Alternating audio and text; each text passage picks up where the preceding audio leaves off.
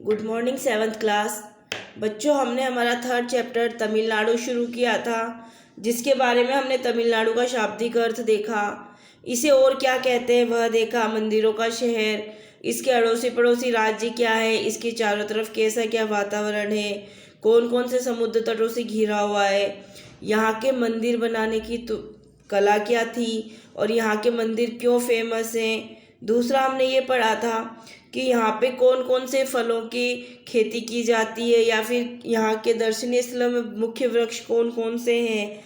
इसके बाद हमने यहाँ तक पढ़ने के बाद हमने देखा था यहाँ के प्रमुख तीर्थ स्थल है रामेश्वरम और कन्याकुमारी। रामेश्वरम के शिव मंदिर का संबंध रामायण से है। कल बच्चों मैंने आप लोगों को स्टोरी भी सुनाई थी रामेश्वरम की, कि रामेश्वरम का मंदिर क्यों बनवाया गया था, कैसे बनाया गया था। ठीक है, वो रामायण से संबंधित था, तो ये स्टोरी मैं दोबारा नहीं बताऊंगी, आप लोगों को पता होनी चाहिए। ऐसा माना जाता है कि यहाँ श्री राम ने शिव जी की आराधना की थी। यहाँ मीठे पानी के 22 कुंड भी हैं। अब बच्चों समुद्र है, समुद्र का पानी आप सभी को पता है कि खारा होता है, लेकिन रामेश्वरम धाम जो है वहाँ पे 22 ऐसे कुंड हैं, छोटे ऐसे जलाशय हैं जहाँ का पानी की मीठा है। प्राचीन मंदिरों के रूप में यहाँ भारतीय संस्कृति की अद्वितीय सुंदरता के दर्शन होते हैं। प्राचीन मंदिर मतलब यहाँ के मंदिर इतने पुराने हैं कि इनको देखने पे हमें भारतीय संस्कृति की अद्वितीय मतलब ऐसी सुंदरता और कहीं देखने को नहीं मिलती है, उसके हमें दर्शन होते हैं। यहाँ के भव्य मंदिरों की विशेषता है उनसे जुड़े रथ। यहाँ के भव्य मंदिरों की क्या विशेषता है कि यहाँ के जो मंदिर है वह रथों पर बनाए गए हैं, नीचे बड़े बड़े पहिए हैं और उनके ऊपर इन मंदिरों को बनाया गया है। ऐसा माना जाता है कि प्राचीन काल के राजा अपने हाथों से देवता के रथ को खींचकर अपना जीवन धन्य मानते थे। अब बच्चों ये तो सभी को पता है कि देवी देवताओं के मामले पूजन वगैरह के मामले में भारतीय सबसे आगे है, लेकिन भारत में भी अगर देखा जाता है तो दक्षिण भारत के जो लोग हैं वह सबसे ज़्यादा पूजा पाठ देव धार्मिक लोग होते हैं। तो उन लोगों का मानना था कि अगर हम देवता के रथ को अपने हाथों से खींचेंगे तो हमारा जीवन धन्य हो जाएगा। अब जैसे जो पुरी है जगन्नाथपुरी, ये भी साउथ में आ जाता है। यहाँ पे प्रतिवर्ष रथ मेला आयोजित किया जाता है, तो वहाँ पे कई भक्तजन ऐसे होते हैं जो भगवान के रथ को अपने हाथों से खींचते हैं। तमिलनाडु में कोडाईकनाल तथा उद्गम मंडलम प्रसिद्ध पर्वतीय स्थल है। अगर आपसे क्वेश्चन किया जाता है कि तमिलनाडु के प्रसिद्ध पर्वतीय स्थलों के नाम बताओ, तो हो जाएगा कोडाईकनाल और उद्गम मंडलम, जिसको हम ऊटी भी कहते हैं। यहाँ की हरियाली तथा प्राकृतिक वातावरण पर्यटकों के मन को मोह लेता है। यहाँ की जो हरियाली है और जो यहाँ का सुंदर प्राकृतिक वातावरण है, जो घूमने आते हैं उनके मन को यह मोह लेता है। यहाँ के झील और झरने तो इसकी सुंदरता में चार चांद लगा देते हैं। यहाँ की जो झीलें हैं और झरने हैं वो यहाँ की सुंदरता में, इसकी सुंदरता में और बढ़ा भी देते हैं।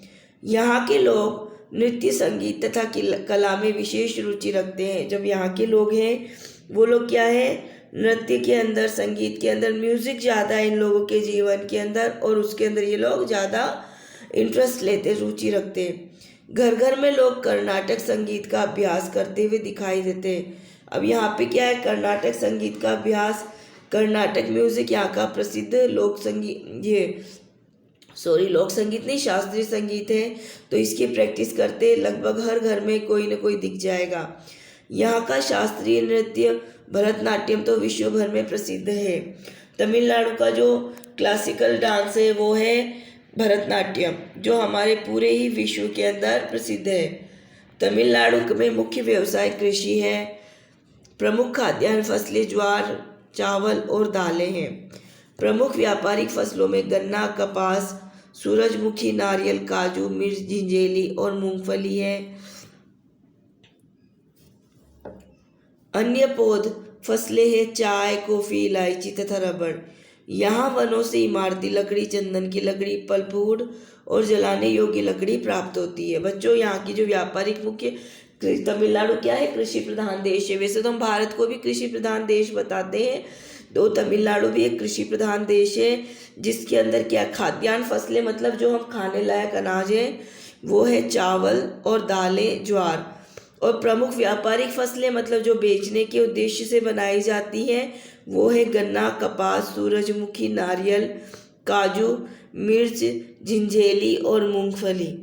अन्य पौध फसलें मतलब जो इनके पेड़ नहीं बनाए जाते, इनको छोटे छोटे पौधों के रूप में ही रखा जाता है, जैसे चाय और कॉफ़ी, इलायची और रबड़। यहाँ के वनों से हमें क्या क्या मिलता है? इमारती लकड़ी मिलती है, चंदन की लकड़ी मिलती है, पल्प वुड मिलता है और जलाने योग्य लकड़ियाँ प्राप्त होती है। बच्चों, यहाँ तक का चैप्टर आप लोग अच्छे से रीड कर लोगे, समझ लोगे, जो इम्पोर्टेंट कोई लाइन लगती है उसको आप अंडरलाइन कर लोगे, ठीक है। और कॉपीज का काम है ना, आप लोग अपना नाम, क्लास लिखकर फोटो खींच के मेरे व्हाट्सअप नंबर पे सेंड करोगे, ठीक है। व्हाट्सअप नंबर सभी बच्चों के पास में है मेरा, तो आप लोग उसके ऊपर मेरे फ़ोन पे सेंड करोगे ताकि मैं देख लूँ आप लोग काम कर रहे हो या नहीं कर रहे हो। मैं उसके अकॉर्डिंग आपके नाम के आगे टिक लगाऊंगी, और जब मैं कॉपी चेक करने के लिए स्कूल में मंगाएंगे तब आपको कॉपी भेजनी होगी। Thank you. और बच्चों, लाइव क्लास सभी को लेनी है। जो बच्चे लाइव क्लास में प्रेजेंट नहीं होंगे उनकी एब्सेंट मार्क कर दी जाएगी, ठीक है। सभी बच्चों को लाइव क्लास लेनी है। आज आपकी एसएसटी की लाइव क्लास है, मैं देखती हूँ कितने बच्चे आते हैं, ठीक है। Okay, thank you.